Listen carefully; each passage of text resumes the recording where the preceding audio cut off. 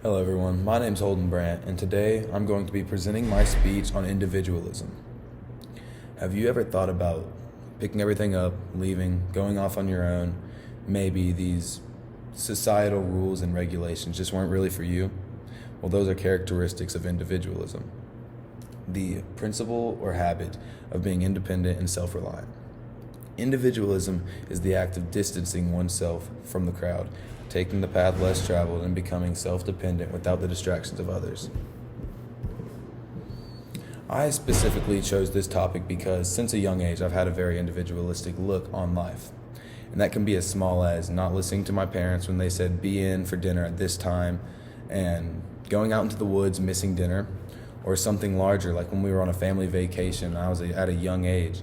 Wandered away from the group and ended up in a Jamaican village by myself with no cell phone, no contact to my parents. Very scary situation, but of course I learned from it. As I grew, this outlook on life grew as well.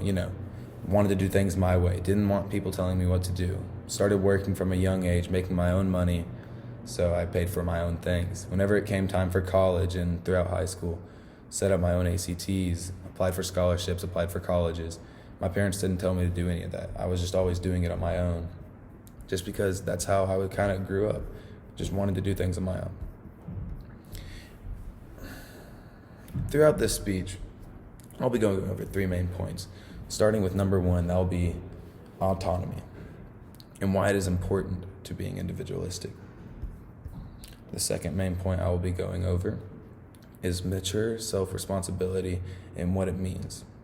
And then lastly, I will be explaining what uniqueness is and how it plays a large role in individualism.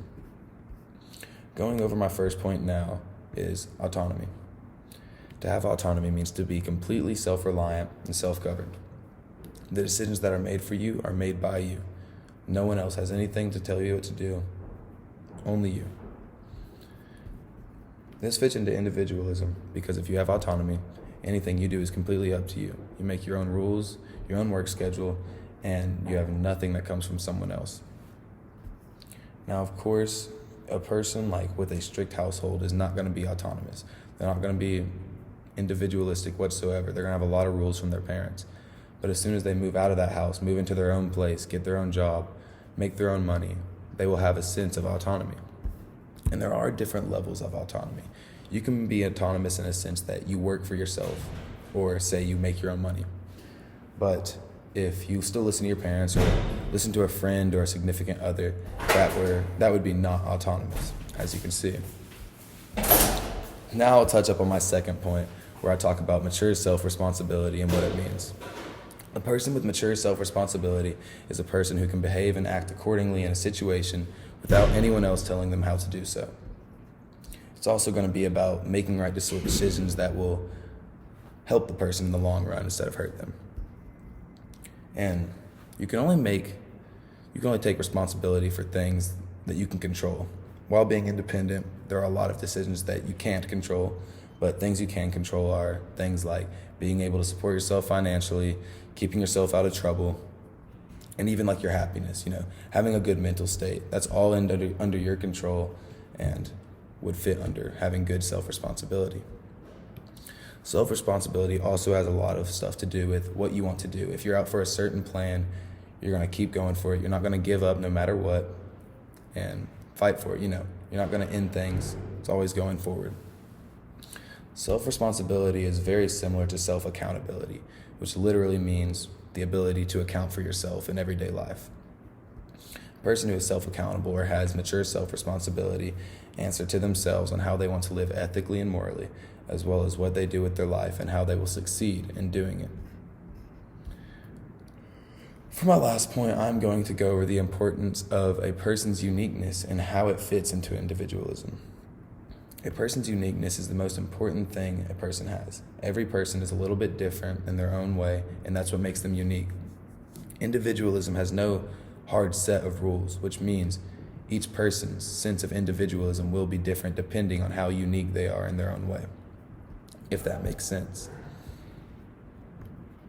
A person's uniqueness is also very important because of the possibilities and things they can create and, all these new things they can do. Considering the fact that individualistic is about the individual person, it's going to be different. A person that wants to be the richest man on earth, if he's individualistic, he's going to, fight to have the most money, have the best job, penny pinching, all that stuff, working hard for that. But an individualistic person who might just want to be happy, it's completely different. They're not going to be trying to get the best job, but they're still going to be using that hard work ethic to become happy in their life, in their everyday life, and live it how they want to. And being unique can go as far as, if a person wants to live in the woods naked, live in the woods naked, pick berries off a bush, and that's what they survive off of, that's what makes them unique.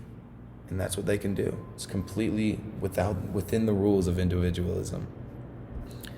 Those are my 3 main points about individualism, and I hope that after those points, everyone might have a better understanding of what individualism is.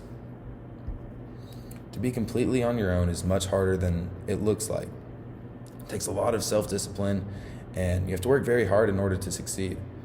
But if a person is willing to do so and is successful in doing so, they create how they live. They're their own boss, and they can enjoy it exactly how they want to.